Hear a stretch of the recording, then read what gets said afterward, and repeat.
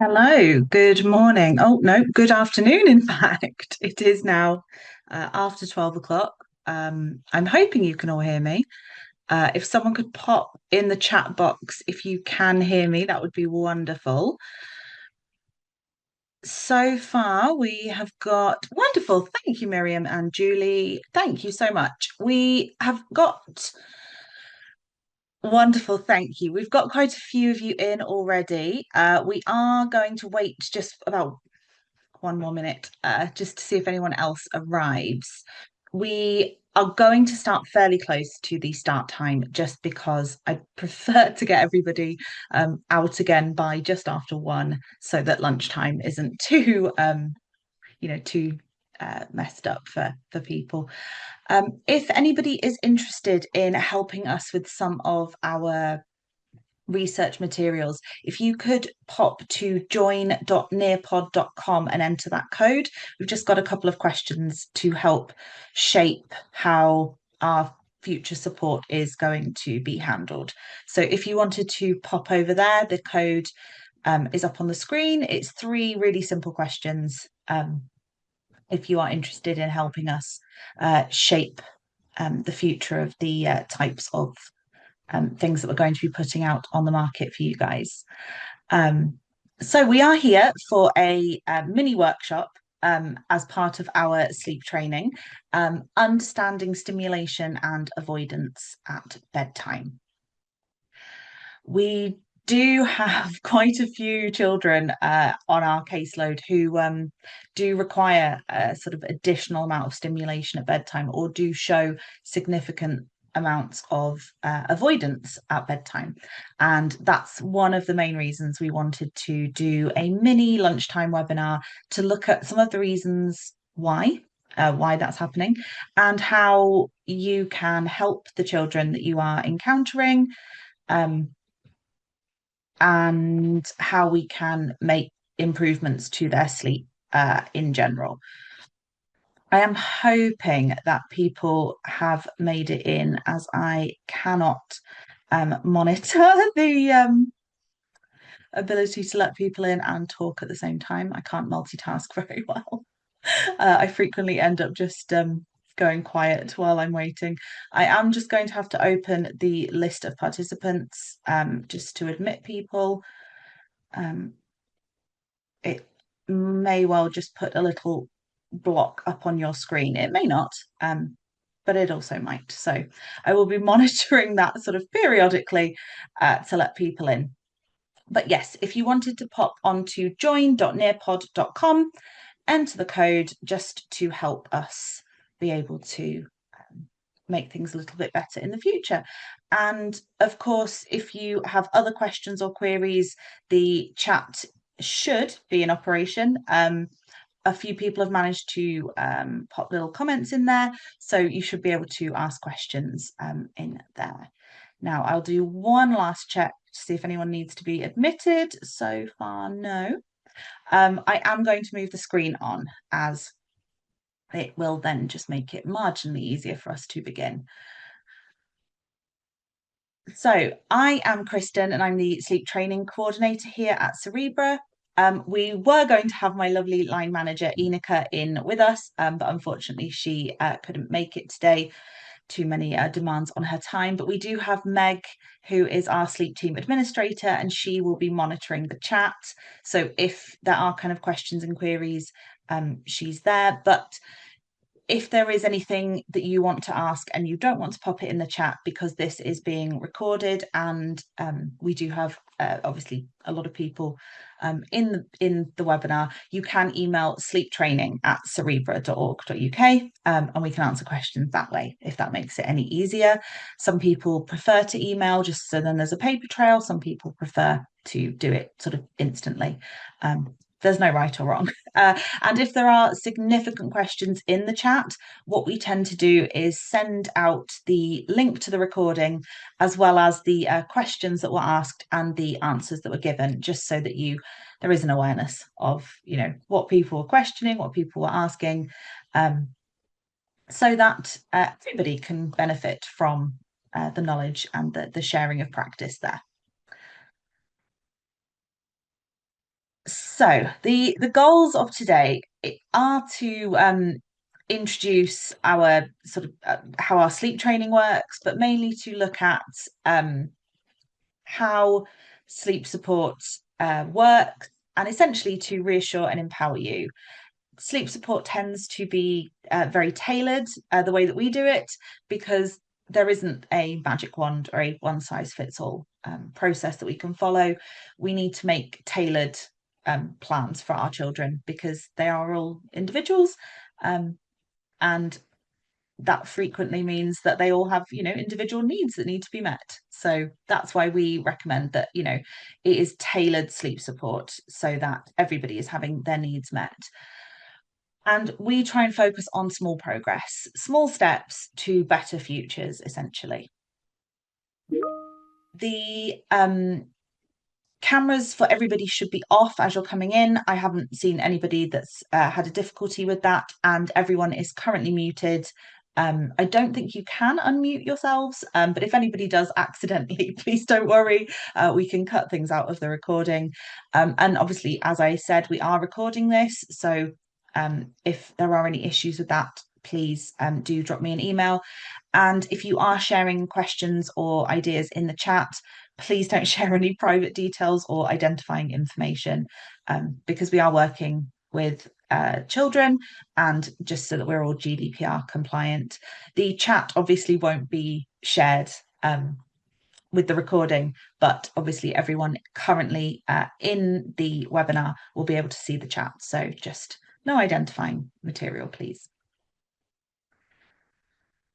So what we know is that children with additional needs tend to have sleep difficulties, and frequently we see this coming out in sort of three main ways. We have a reliance on stimulation, an avoidance of bedtime routines, exhaustion that kind of impacts day-to-day managing, and we're trying to explore why. Why do children with disabilities avoid or require extra stimulation? What do those behaviours communicate to us? How we can work with families to actually make supportive, achievable changes, and how our training builds on all of that.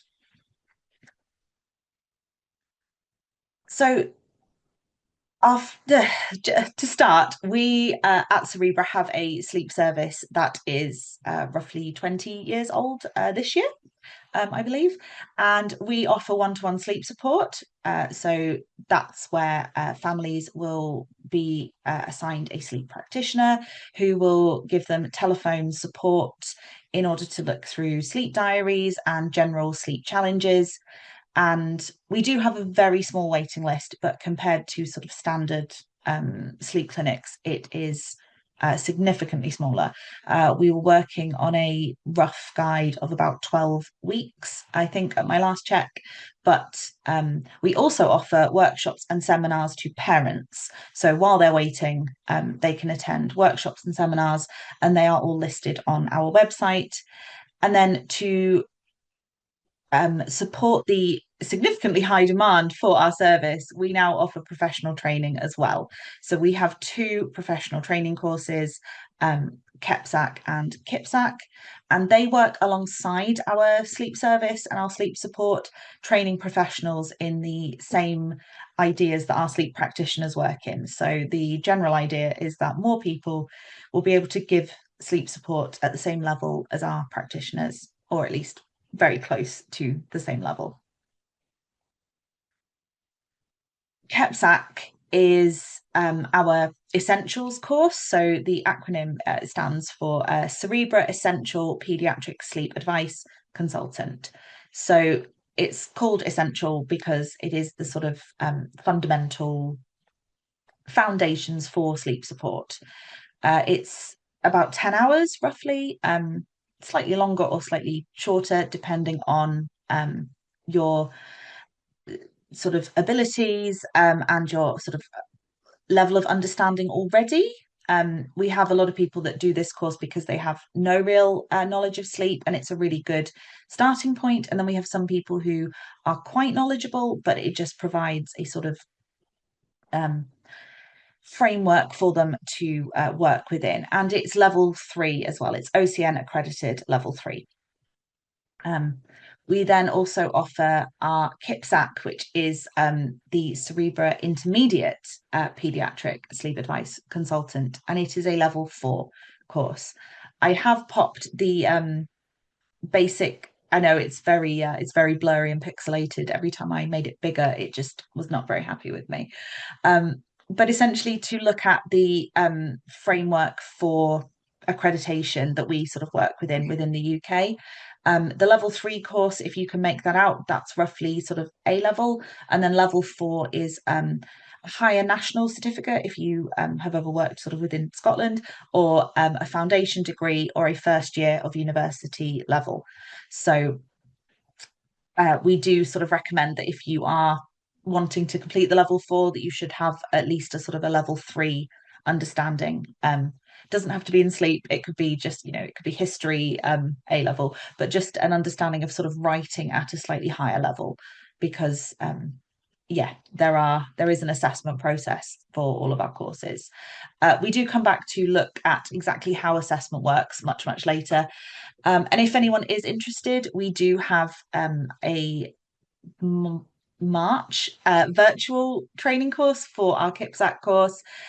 It is every Monday, and the early bird fee is available up until January the 19th, which I imagine will be here before we know it, which is quite frightening now. Thinking about Christmas will be over in the blink of an eye. So, what do our parents see? What do we hear from the parents that we are supporting? Um, we see children that rely on stimulation at bedtime. That could be screens. Sometimes it's repetitive play, movement, or sensory seeking behaviors. Sometimes it's a mix of all of them. Um, we see children who avoid bedtime, who avoid the routines of bedtime. They're either refusing, delaying, or becoming quite distressed at the sort of prospect of bedtime.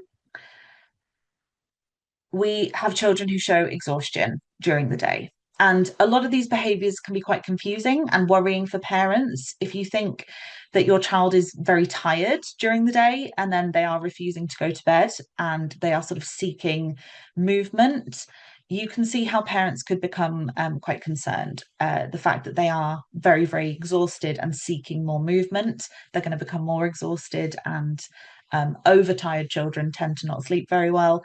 And then children who avoid the routine at bedtime despite being very exhausted. But these things aren't random, and they have a reason.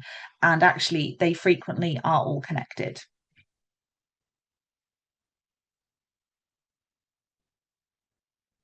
So, what we end up with um, are some kind of main reasons why these behaviors are being displayed. So, the biggest one that we encounter is sensory needs and regulation. These children might be seeking this stimulation because it helps them to stay regulated. So while they may be very tired, they are needing additional forms of stimulation in order to actually feel calm and regulated within themselves and their bodies. Screens or repetitive play provide predictable sensory input. If you are used to playing a particular game, it tends to be the same a lot of the time you're playing. I feel the collective gasp of gamers everywhere that think, no, it isn't. But it does tend to have quite similar things that happen. The volume level, the excitement level, all of that is relatively predictable, as you know how it's going to work because you've played the game before. Movement can help children feel secure and grounded, or just in control of what's happening to them. And that can be really beneficial to children who don't feel very in control or secure in what's happening to them day to day. And we also know that sometimes it's children avoiding particular sensory stimulation, and then that could be seen as these behaviors that challenge, but actually they're simply trying to avoid something that is unpleasant for them. Then we also have this idea that sensory load accumulates throughout the day. And the downside of bedtime is that the sensory load has accumulated. And then at bedtime, when we are expecting children to be able to be calm and fall asleep, they actually are at the peak of their overload. And they then need to be able to regulate and calm themselves down before bed. And they're not able to do that in the time frames that they're given.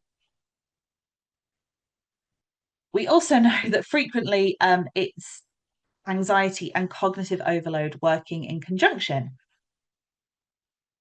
with our sensory needs. Transitions, so moving from daytime to nighttime can be really difficult. Having to stop what you're doing and transition to bedtime can be really unpleasant, particularly if you're doing something you really enjoy. A lot of the time, children are having quality time with their parents in the evening, and they don't want to kind of give that up, or they're engrossed in games or their specialist interest. And actually, just the basic concept of transitioning to bedtime can be really hard. And we also know that this unstructured time before sleep can feel really overwhelming. And that's unstructured time, such as just free playtime. And sometimes that can be the time where they are actually forced to lie in their bed by themselves when they're not actually tired.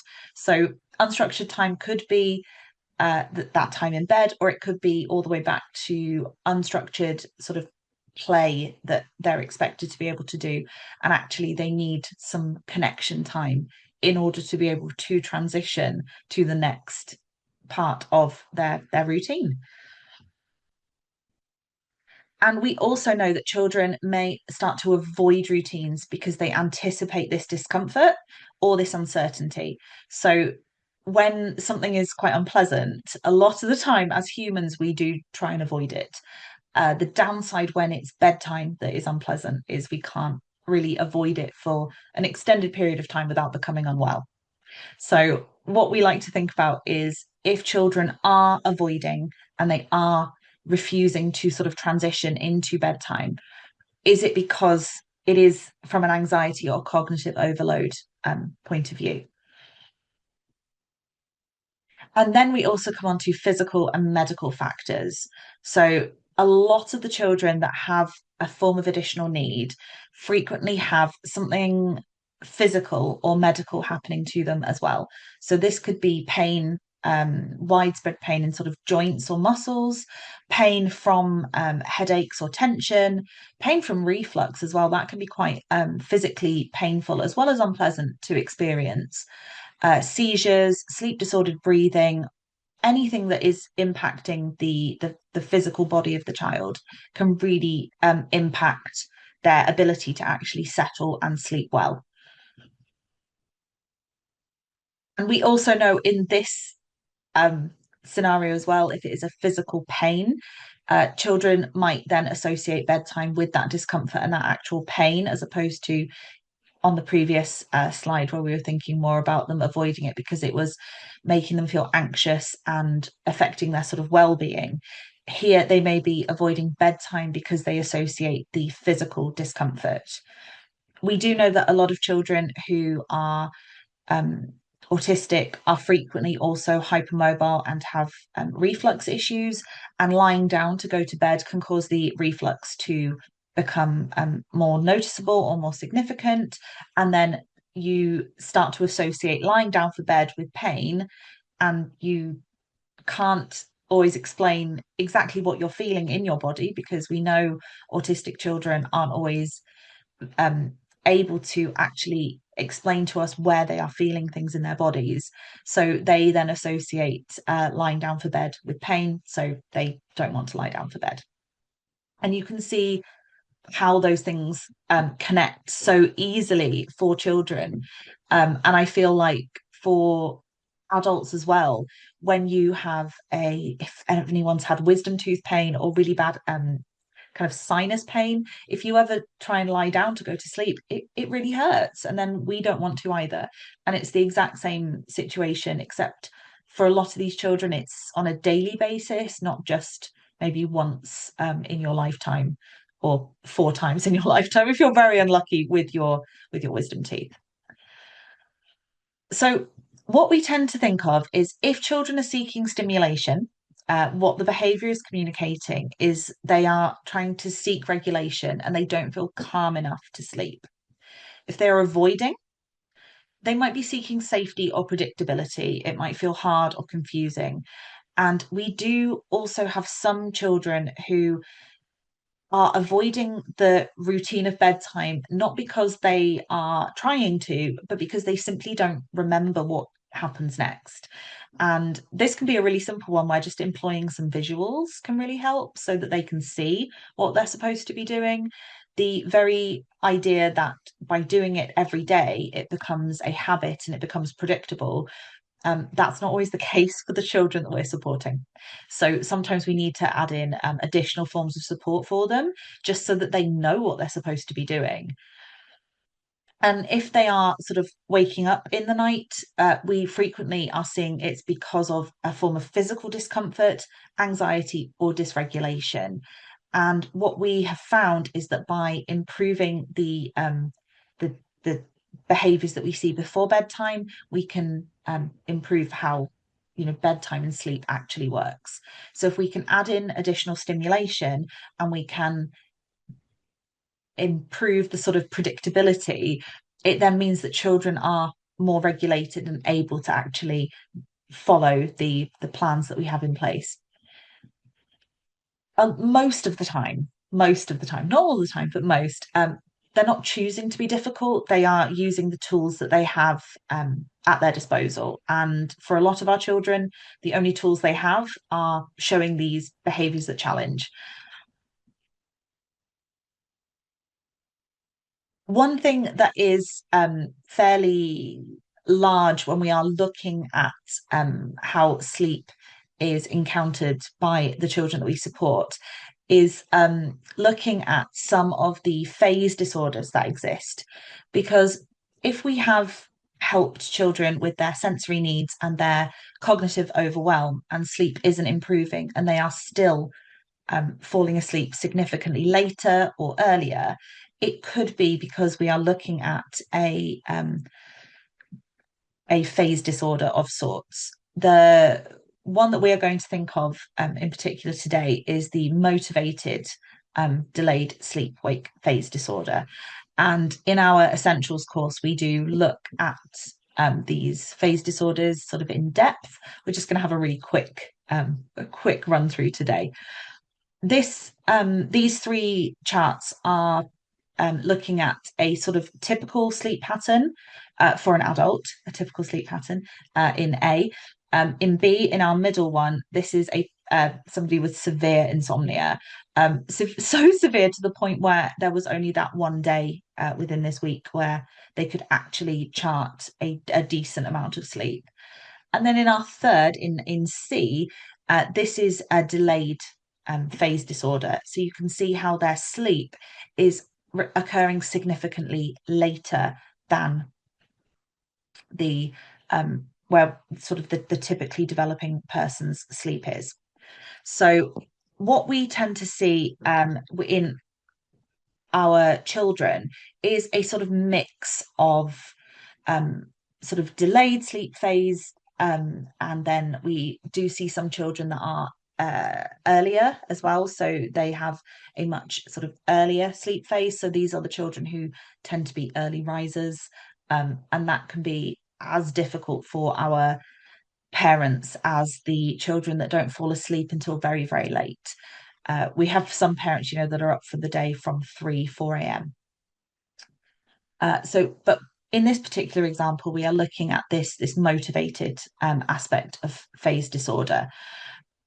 The interesting part is that it is common in adolescence, and adolescents are, across the board.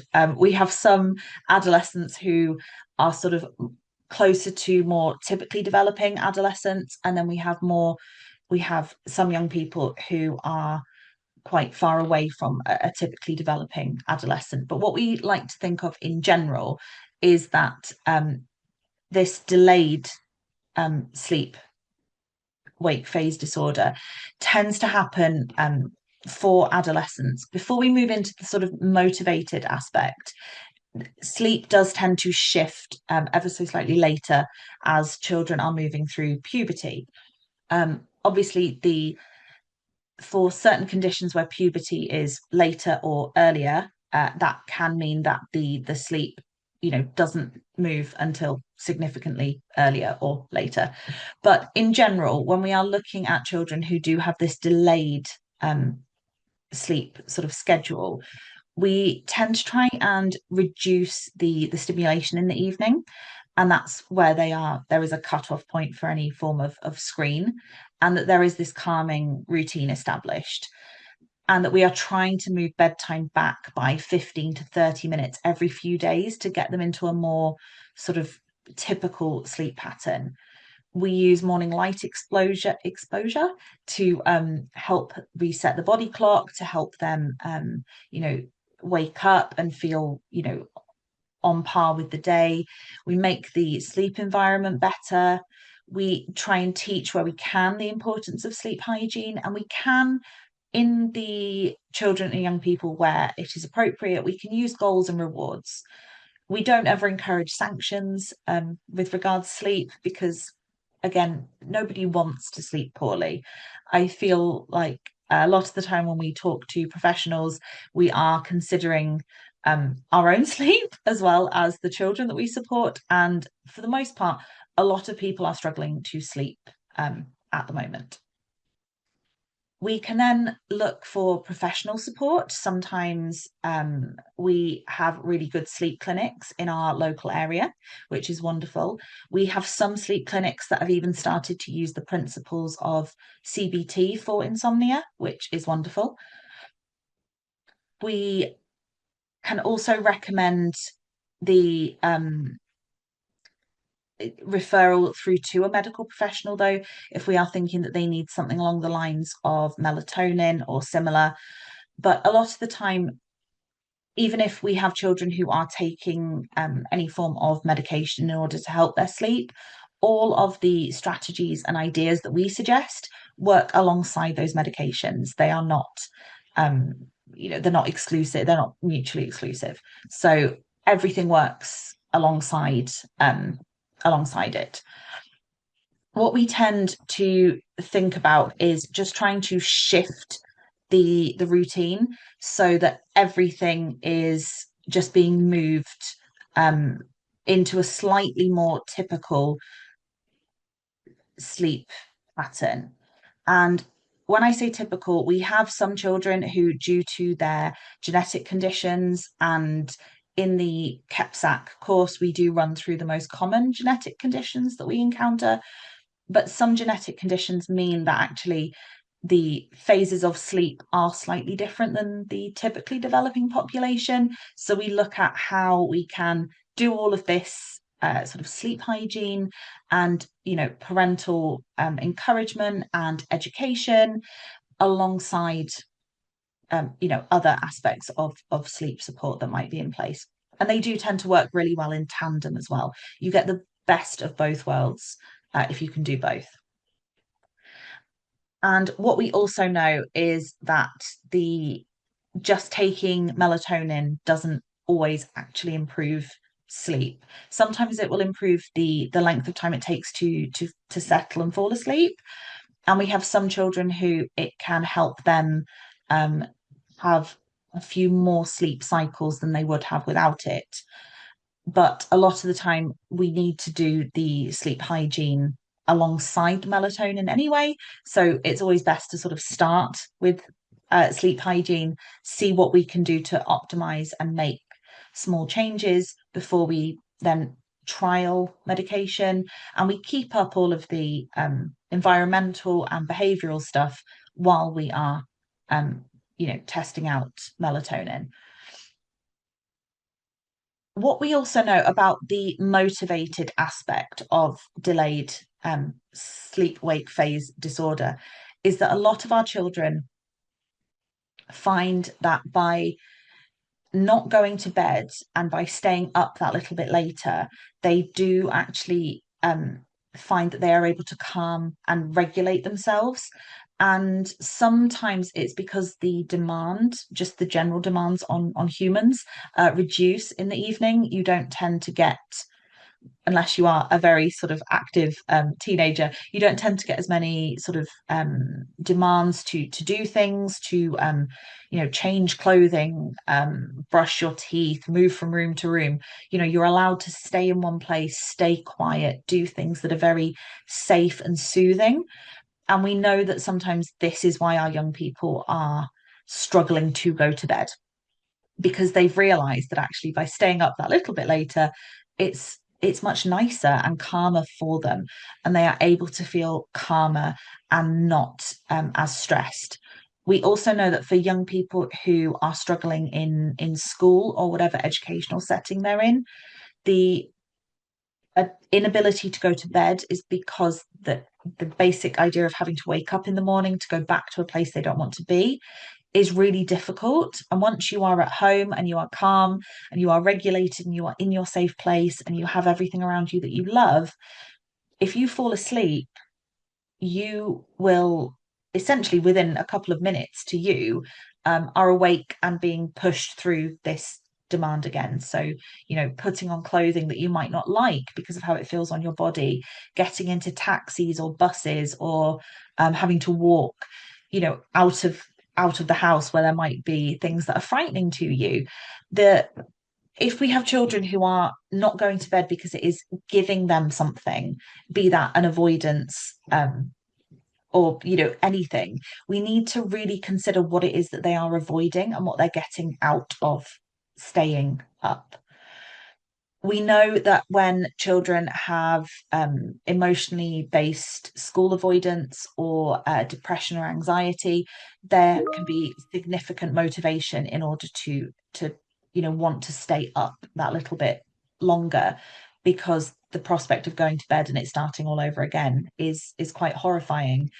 Um, and we know that it's sort of roughly 7 to 16% of adolescents who tend to suffer with the delayed phase disorder, where it's actually impacting their lives quite significantly. And then it's a smaller percentage that have this motivated um, aspect. And what we do know is that it tends to shift quite slowly. So children and young people will start to have this sort of night owl pattern where they are sometimes even getting a sort of a second wind at 8, 9, 10 o'clock even, and they are actually more hyperactive and they're able to do a bit more. And then there's this gradual shift from just staying up late to then it sort of dropping to a 2 a.m. bedtime, which, if you then consider having to be up at 7, for example, that's 5 hours.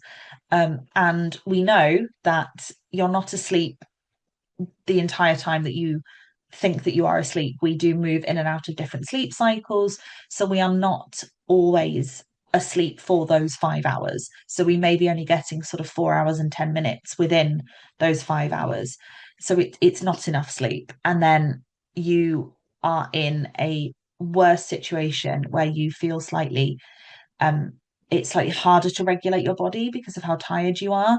Your amygdala is slightly more reactive the more tired you are. We do look in the essentials course into how much more reactive the amygdala is, and that is the gland in your brain responsible for essentially if we go into fight or flight. Um, so when we have children who are very, very tired, sometimes this is where we need to augment their day while we're doing the sleep support. So potentially looking at, and it's easier said than done, particularly when there's school transport involved, but where we can, seeing if they can have a little bit more sleep in the morning. But we do want to try and keep a scheduled sort of wake up time, regardless of the time they fell asleep. So if we are doing a piece of work on their sleep and we are trying to move bedtime back by sort of 15 to 30 minutes, we can leave the wake up time that slightly later so that there is a little bit more sleep, but we just need to make sure that that wake up time is consistent throughout the process. And then as we are moving bedtime back, we can think about moving that wake up time earlier as well. So we would sort of do a moving bedtime by 15 minutes until they are able to fall asleep that 15-minute earlier. And then we could look at moving the wake time 15 minutes earlier until they are able to get up in a slightly easier way. And if anyone else really struggles with waking up in the morning, I can attest that actually using light boxes and those daytime lamps, not only are they wonderful if anyone ever has any seasonal depression, but they really do help wake you up in the morning, particularly at this time of year where we can't throw the curtains open and use the sun. If we, can use the sun, because in the UK it's not always possible. But at the moment, a lot of people are waking up when it's still dark. So some of the times using daytime lamps can be really beneficial in order to actually help the young person be able to wake up in the morning.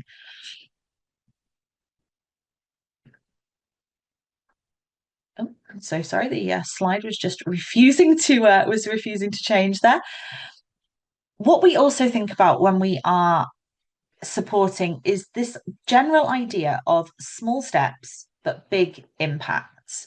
Because when we are trying to improve things with children, young people, and families, if anyone's ever made a New Year's resolution, you'll know how difficult it is to change behavior, particularly ingrained behavior and habits. It's very, very hard. So by doing small incremental steps, it then adds up to something much bigger, but it's not as hard to sort of make a big sweeping change and expect that to last.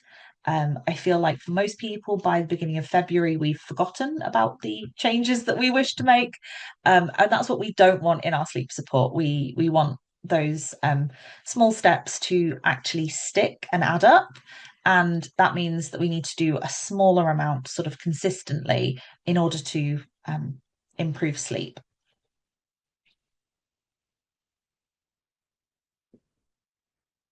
So, what we want to do is start with understanding, not fixing. And I know it's so easy to jump straight in and think, oh, I can see the problems, let's fix them. Um, we want to understand it first. So, knowing what bedtime actually feels like. What do the parents or caregivers experience? What do the children or young people experience? Sometimes we have to be more creative in our understanding, because we sometimes have children that aren't always able to sort of verbally communicate with us. But again, we can use pictures in order to look at the things that are working and not working.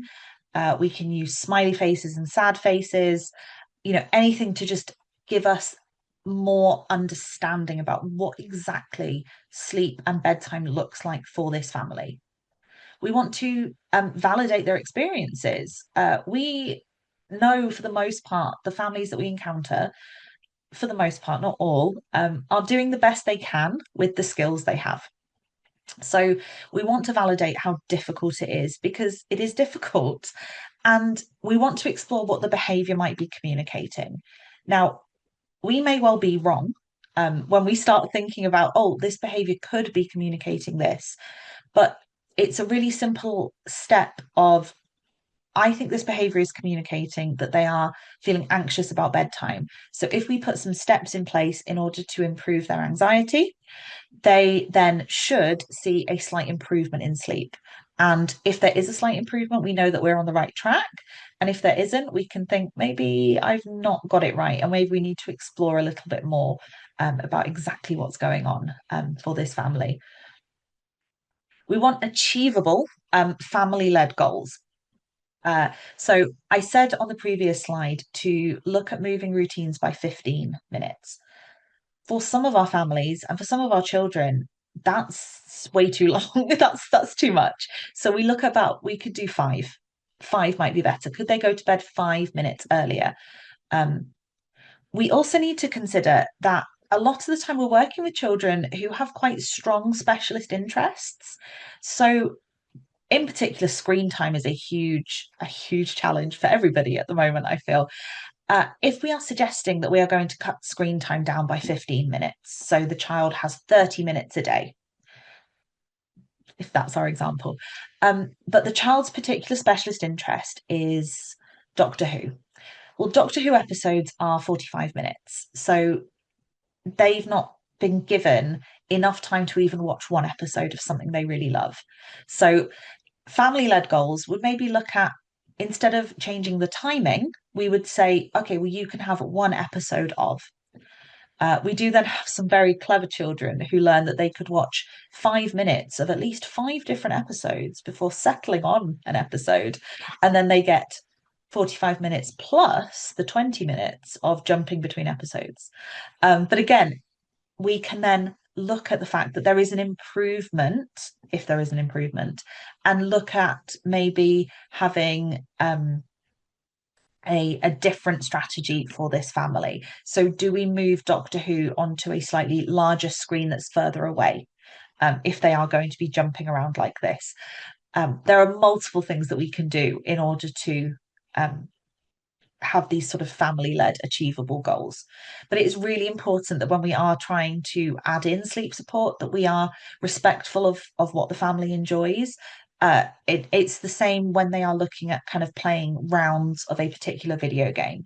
If you're going to cut that time down, we need to look at them having enough time to actually be able to complete a round. Otherwise, they are going to become more dysregulated. And actually, this isn't an achievable goal. It's just going to become another situation where everybody's going to end up crying because nobody is having their needs met. We also know that we can introduce sensory wind down activities if we are unable to reduce the screen time because the child is using it to regulate or avoid sort of unpleasant physical sensations. If we can't reduce it at the moment, can we add in more regulation time after it's been taken away and they've had their time on it? And we also want to think about adjusting the bedtime routine to match the child's natural rhythm. Some children have an earlier, sleep sort of phase, and some children have later ones. And we look at how we can understand and do that in a couple of slides' time. So we adapt the routine, environment, and expectations. So we can use visual supports if we have children that need them.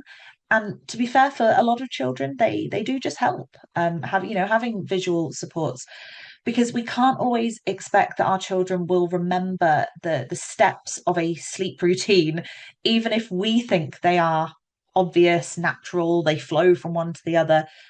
If it doesn't, for that child, it doesn't matter what your or the parent's viewpoint is, the child is unable to follow it. So we need to give them something to help them. And that's a visual, predictable routine that they can follow. We can try and build in consistency at a pace that works for the family. So for some families, it may be these tiny steps for a much longer period. And for some families, you can make slightly larger changes. It really is just about working with the family and trying to understand how much they can cope with at the present moment. If we are dealing with a child that's out of school, for example, or going through tribunal, the parent may not be in a situation where they can make big changes because they are stressed themselves. Or in the run up to Christmas, it's not always the best time because, again, the children are really excited. Mornings have advent calendars and elves and Santa Claus. And so early wakening frequently is a sort of natural consequence of that. And we also try and focus on one change at a time to help really reduce the overwhelm that our families are dealing with, encourage habits to become slightly more sustainable. And it's not as jarring to potentially an autistic child who, is used to things being a certain way and then suddenly everything is different. When we do smaller changes, it is just slightly easier to cope with. Um, so when we have children who, for example, are really reliant on movement in order to settle. So these are the children that are jumping on the sofas, climbing, jumping on beds, wrestling one another. What we do is we recognize that that's a need. We add in controlled time for them to do those things in a safe way, be that at a park, be that in a garden if the family has one, or be that at a an indoor swing that can be attached to a door frame. If anyone has ever seen a gorilla gym, they are wonderful, in particular for families where there aren't things like gardens, or a parent has a mental health or physical health need. Sometimes we need to bring the things that other people can access outside of the home into the home. And if anyone's seen those little spinny chairs that are sort of all over social media, they are wonderful as well. And then as we've introduced that time earlier in the day, we then shift towards more calming activities in the evening. And that then leads to the child sort of being ready to sleep at an earlier time. Whereas if they are doing this bouncing and spinning and climbing at 7, 8, 9 o'clock, it's then going to take significantly longer for them to go to bed because they need that time in order to calm themselves. I feel like I have mentioned a lot about sensory regulation. And this is a lovely now this isn't one of the little spinny chairs that I mentioned, but this is the same basic idea. Those spinny toys that are in parks, you can now get them at home. I think they're about between 50 and 80 pounds. Um, and they can really help if children enjoy that level of stimulation. So what we know is that children might seek this stimulation because it helps them regulate. So, for a lot of our children, and we're talking about children with additional needs and disabilities, in order to actually be able to fall asleep, you need to have your nervous system to be calm and regulated, and you need to feel safe. Um, Evolutionarily, it wouldn't make sense for us to fall asleep in the middle of a saber-toothed tiger attack because we would get eaten. So we're not going to fall asleep if our bodies feel that we are unsafe. And again, this feeling of being understimulated or having had the wrong type of stimulation can actually feel very scary. And again, that then leads to the nervous system feeling that the child is unsafe. So we know that this stimulation that children are seeking essentially helps them to feel calmer. And it might sound strange to say that they will feel calmer by spinning around like this, but by meeting their body's sensory needs, they are able to calm their nervous system. And actually, the spinning and the movement helps to regulate in such a degree that they then do feel calmer and their body feels um, much more soft and slow. We frequently see this in these quite large scale physical manifestations, so the spinning or the climbing, but it could also be children who like to flick lights or spin objects in their hands, because that creates this sort of predictable visual input. Sometimes it's children that like to repeat sounds or lines from films or entire scenes from films. And again, that is consistent stimulation that isn't, again, this physical, need for regulation. So sometimes the stimulation that we're seeing is a lot kind of smaller and calmer, and sometimes it's very big and demonstrative, but it all works from the sort of same basic idea. Um, the screens or repetitive play or repetitive activity provide that predictable sensory input. So screens are stimulating. I mean, there's no sort of doubt about that, but the environment in the world in general, in classrooms, on public transport, walking around towns, that's very stimulating as well. And the stimulation on a screen is slightly more removed than the real world stimulation. It also is a lot safer because you are more in control of what's happening. Um, and a lot of the time, it's easier to block out some of the less predictable sensory input of the world by really focusing in on the sensory input on of the device, game, whatever it is you're doing. They also provide consistent visual and auditory patterns without there being any real demand of engagement or showing any of those sort of pro-social behaviors that people are really insistent on, such as, eye contact, having your hands in your lap, any form of those sort of behaviorist tools that we see more in other settings. Children aren't expected to do that when they are on a screen. They can choose where they're looking, who they're looking at, if they're responding or not, and they can't always do that in everyday life. It also is fairly predictable in the sense that when things happen and you lose a life, the level tends to start over and you can have a go again. Um, and that can make it a lot safer and easier because it's not as unexpected. Um, it can also have the exact opposite effect and be incredibly inflammatory to children who are struggling with their kind of anger and emotional issues. But a lot of the time, we would sort of argue that's because they are not having their needs met in other ways. And we do talk about that in the intermediate course as well. Um, when we are approaching children who are using screens, one really important thing to think of is try and think of it as the screen is helping the child regulate.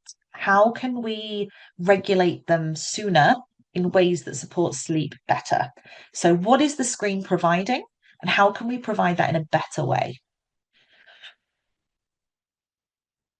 Movement frequently helps children feel grounded, and it is one of the largest forms of sensory regulation. Regulate sensory regulating, regulating. I really dislike that word. Behaviors.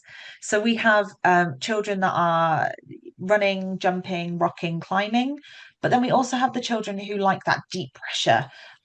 They might squish themselves under items. They might get into really small spaces. They might ask for really deep hugs.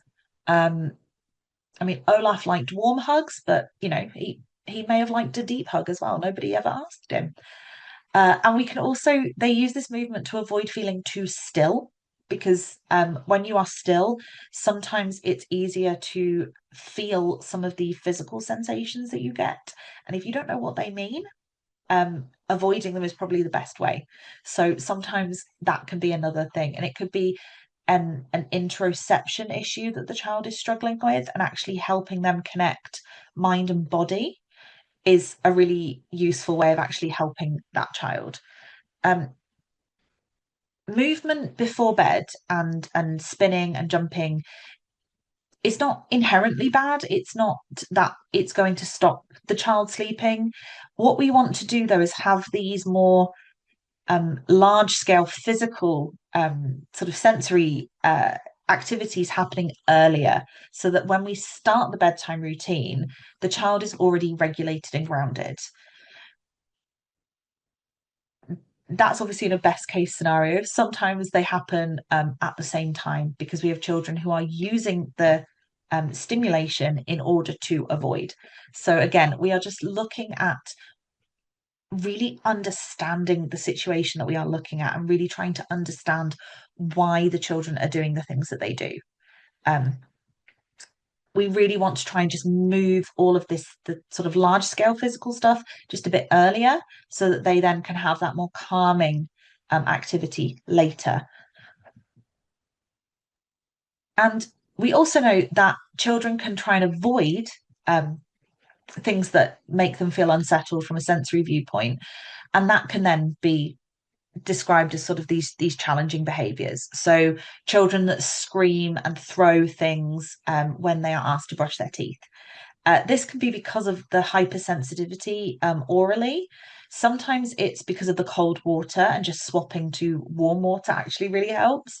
Sometimes it's because mint is a cold taste, and it can be almost painful. So it's not a challenging behavior as such. They are trying to communicate to you that they're in pain. We have some children that become quite distressed when the lights are turned out or the volume is removed because they find they can hear their sort of digestion, they can hear their heartbeat, and that can be really difficult and overwhelming. So we sometimes have children that, need to not sleep in the dark and quiet. They need a little bit more, just a red lamp or an audio book. We also have some children that have Fun Kids radio on all night because it is safe, it is appropriate, it is free, and it continues. So again, when we aren't seeing children that are avoiding, we also need to consider, is it from a sensory viewpoint?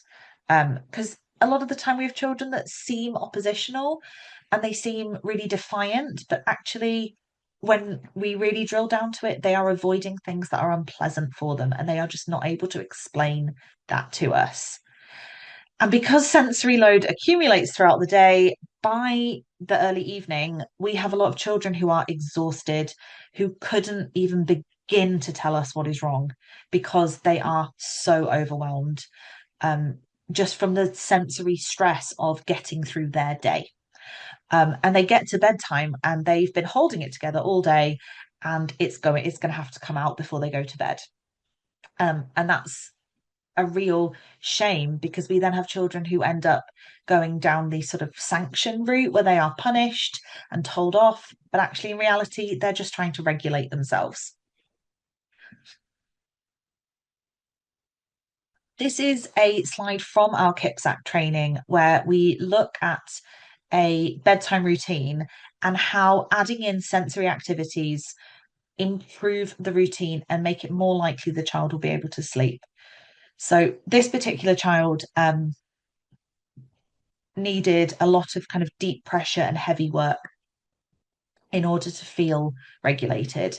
And that is put in this particular routine after dinner, but before bedtime begins. The transition to bedtime is done by playing classical music, but you can do any form of auditory stimulation in order to transition into the routine. We have some young people that love these frequencies that you can get on YouTube. There are some deep sleep ones, there are some pain relieving ones, there are some well-being ones. We have some children that love things like the hamster song, and they like a really sort of hyperactive transition. It's just about working with what the child likes. But again, we're transitioning by using music in order to help because we're adding in auditory stimulation in order to kind of highlight to everybody that we are transitioning into the calm down time. They have added brushing in teeth significantly earlier because it's not a favorite activity, so it's gone way earlier. Um, Bath is used because sometimes showers can be painful, but some children prefer showers and some children cannot have baths or showers in the evening because it's too stimulating. What we can add in if we can't use a form of warm water is a smell. So lavender would be the most classic, but there's also lemon balm, mint, chamomile, anything that's just a sort of soothing smell. When we are reading books, we can use things like The Rabbit Who Wants to Fall Asleep. It is quite dry though, so there are more sort of better sleep books that essentially you can turn any book into the rabbit who wants to fall asleep simply by elongating the yawn sounds, the quiet sounds. We are just overextending everything to create that rhythm in our voice in order to calm the child. This particular routine involves singing songs. Some children really hate that. And for some children, we can use progressive muscle relaxation in order to have a bedtime song. So we're having that connection with the parent, but they're also learning to connect their mind and their body. So they are saying goodnight to their shoulders by squeezing their shoulders, dropping them down again. And it's done all over their body from their head to their toes. Um, Elmo is wonderful. He does the whole song on YouTube. We also have on our Instagram one of our sleep practitioners working through a progressive muscle relaxation activity as well.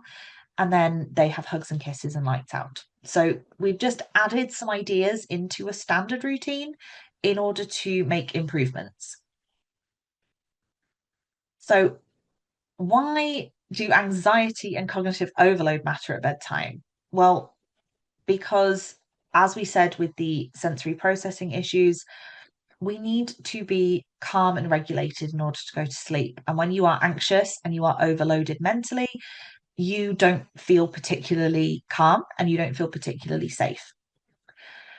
Going to bed, that transition can be really hard. It is multiple transitions in one. So you're going from light to dark, being with people to being alone, movement to stillness, activity to quiet. Lots of things are happening. Um, Sometimes these transitions can feel really abrupt as well. The idea of brushing your teeth for 2 minutes is wonderful if you have some understanding of time. When you don't, it can be quite tricky to really know what 2 minutes is and to be able to actually follow that and transition. As soon as that 2 minute timer goes off, you stop, you rinse your brush, and you move on to the next thing. They might need more time in order to transition to the different aspects of the bedtime routine. We also know that that unstructured time before sleep can be really overwhelming. Um, we have some children who, are very hyperactive in the evenings, some who are very exhausted in the evenings, some seek out the stimulation because they are overwhelmed and upset. We have children who are anxious, who get, really tearful, and they have quite overwhelmed, minds with racing thoughts. And if we can build in time for them to calm their bodies by having sensory integration and some time to calm their minds by using things like worry time or just structured conversations with an adult, that can really help, as can creating a full plan for after school so they know when they get home. And children in specialist provision are sometimes, or children in pupil referral units or any form of non-mainstream, sometimes do have slightly shorter school days, so they have more time after school to fill. And actually creating a plan, a structured plan, can really, really help. And that can just improve that overwhelm just by adding a little bit of structure. Um, they sometimes are avoiding it because of this discomfort or sort of anticipation of discomfort, and they've decided to avoid it anyway. And again, that can be the discomfort of the sensory stuff, so pajamas, teeth brushing, all of that, um, or the idea of separating from caregivers and adults, particularly if you've been around adults all day and all evening.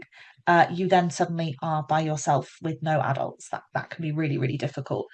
Um, and we also notice that if there's been a past distressing incident, be that maybe vomiting or stomachache or a fever that happened in the night, it can then mean that the child is really going to struggle to settle for a while after that because they are going to worry that it's going to happen again. A lot of the time, avoidance isn't defiance, it's a child trying to protect themselves. So they're avoiding something that they know is going to make them feel bad. And they can't explain to us that that's what they're doing because they're not always aware that that's what they're doing. And it takes a practitioner to come in and really question everything that's happening to try and understand what they're doing and why. Cool. Sorry, just skipped one.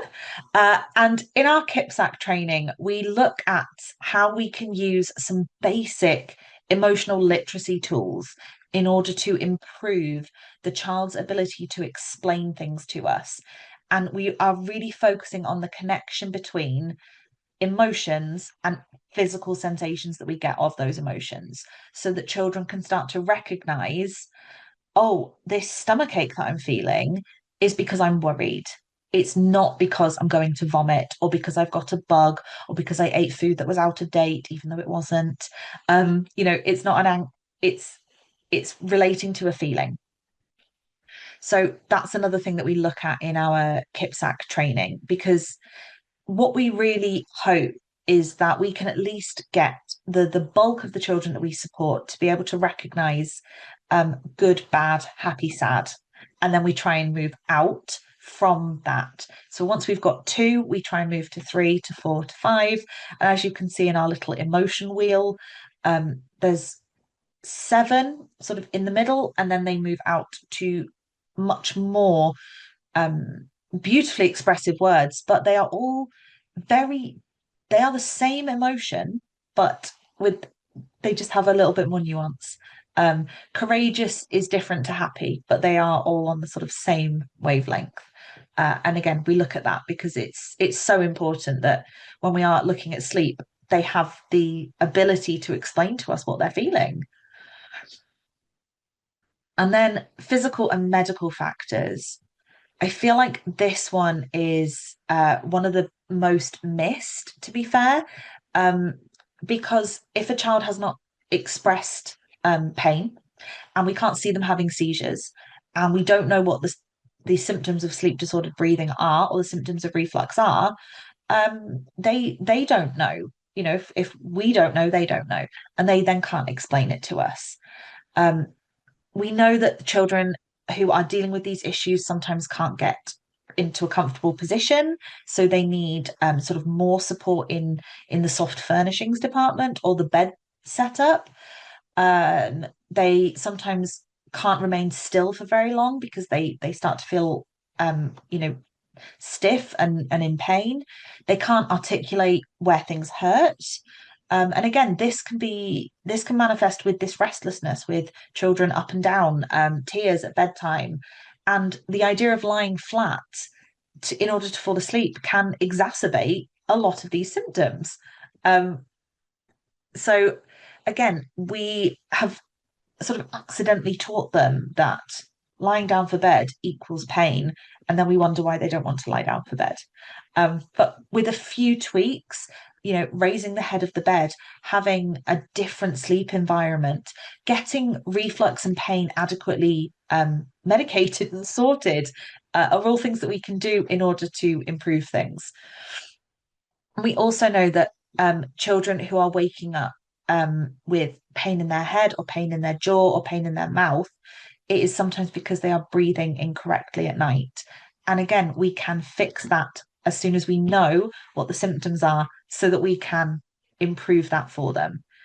And just as a little caveat, if you are ever working with children who are snoring, that can be a symptom of something much more serious. So we do need to be making sure we're referring those children on for ENT investigation, just to make sure we are not dealing with sleep apnea because of that the breathing difficulties.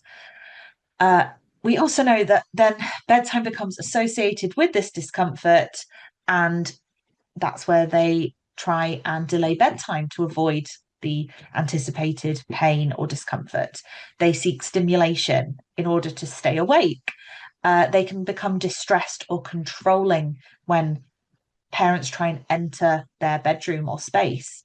And they frequently wake up a lot in the night because their nervous system is on high alert.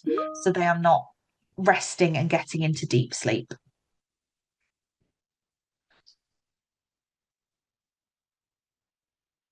In the CIPSAC training, we focus for a small period of time on looking at coordination difficulties. So, coordination difficulties could be anything from dyspraxia to Ehlers-Danlos syndrome, but they could also be children with sensory needs that mean that they really struggle to understand these signals that their body is giving them. And one thing that the training really looks at is we consider a lot of academic papers. So, academic studies and academic papers, we extrapolate that information in order to be able to kind of explain what we should be doing and why. And when we look at children with coordination difficulties, we see in the academic data that the sleep difficulties tend to happen because of pain, muscle tension, anxiety and frustration because of the difficulties in coordination and how much harder they feel they have to work, the pain and discomfort of a bed that isn't set up for them.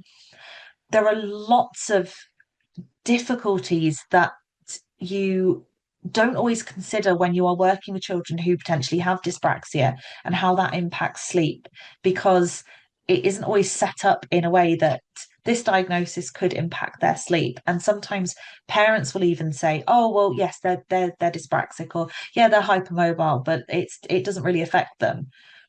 Well, it if they're not sleeping, it probably does affect them. Um, so we look at how we can do all of these things, how we can relieve muscle tension, how we improve sensory integration, how we can work on anxiety and frustration, because everybody deserves to sleep well. Everybody really does.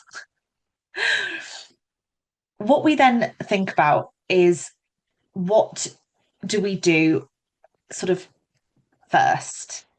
We are looking at, we want to get all of this information. We want to really understand what our families are experiencing.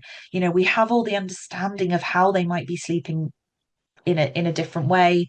Um, and a lot of the time we do want to jump straight in to fix it.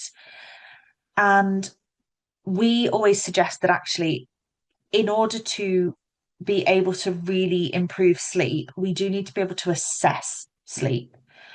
So not only are we asking all of the questions and we're getting all of that understanding, we recommend that we use a sleep diary in order to go along with all of that kind of narrative information that we're questioning and asking for with our families. And this essentially is one of the a sort of example sleep diary that we would recommend using, that kind of looks at the number of hours that they were asleep, when they went to bed and when they went to sleep, because those are frequently very different. If they woke up, when and what happened, and then we would be able to sort of add up the number of hours that they're sleeping and look and to see if they are going to bed but not falling asleep for a very long time, they might just have a slightly delayed sleep phase. So by moving everything back, things are going to be better for them. If they are waking up very, very early and going to sleep very, very early, we might need to look at moving bedtime back if they're able to. Um, but it's really important that before we look at um, any of the other sort of aspects of looking at their stimulation needs, their sensory needs, their well-being needs, we have an understanding across.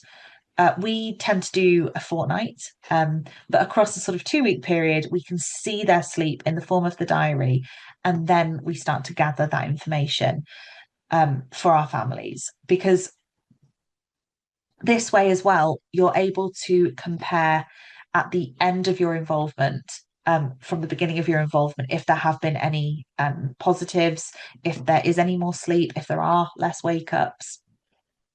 These are, beneficial things to do in just for your understanding and for the family as well. So, thinking back to how our sleep training works, our essentials course essentially runs through 5 videos, looking at the basic physiology of sleep, how typically developing children sleep, how we define sleep problems and how we assess them, to define and implement correct sleep hygiene, and then to look at certain conditions and how they impact sleep. And then we have a sort of final, there are 5 quizzes throughout these 5 stages, and then a final quiz that is done at the end, that's just a sort of, it's 2 or 3 lines or a paragraph at best. You also, if you ever did the essentials course, you get a workbook with assessment questions and activities, but they're optional. So again, it's not a huge undertaking. If you didn't do any of the optional work, it would take between roughly 10 hours to get through this. If you did all of the additional work, it could take anywhere up to sort of 25. But again, that's for your personal development and not essential.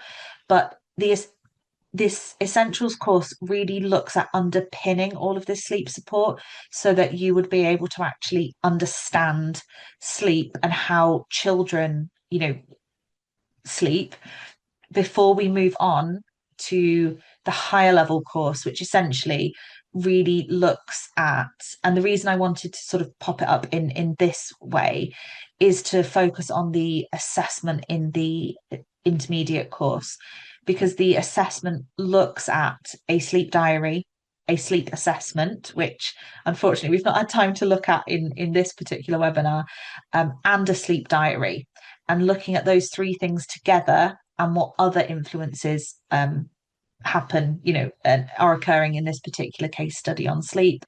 And then there is a large reflection activity.